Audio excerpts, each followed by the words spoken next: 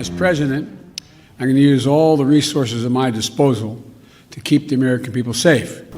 10 lives have been lost, and more families have been shattered by gun violence in the state of Colorado.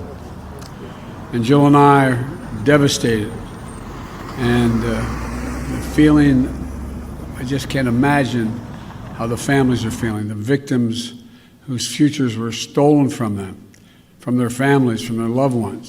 Less than a week after the horrific murders of 8 people and the assault on the AAPI community in Georgia, while the flag was still flying half-staff for the tragedy, another American city has been scarred by gun violence and resulting trauma. And the state that I even hate to say it because we're saying it so often, my heart goes out. Our hearts go out for the survivors, who had to flee for their lives and who hid, terrified, unsure if they would ever see their families again, their friends again. Every time an officer walks out of his or her home and pins that badge on, the family member that they just said goodbye to wonders whether they'll subconsciously, will they get that call, the call that his wife got. He thought he'd be coming home to his family and his 7 children.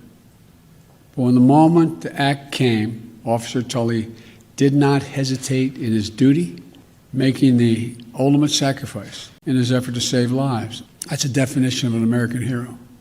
I don't need to wait another minute, let alone an hour, to take common sense steps that will save the lives in the future and to urge my colleagues in the House and Senate to act. We can ban assault weapons and high-capacity magazines in this country once again. I got that done when I was a senator. It passed. It was law for the longest time. And it brought down these mass killings. We should do it again. We can close the loopholes in our background check system, including the Charleston loophole. That's one of the best tools we have right now to prevent gun violence. The Senate should immediately pass, let me say it again, the United States Senate, I hope some are listening, should immediately pass the 2 House-passed bills that close loopholes in the background check system. These are bills that receive votes of both Republicans and Democrats in the House. This is not and should not be a partisan issue.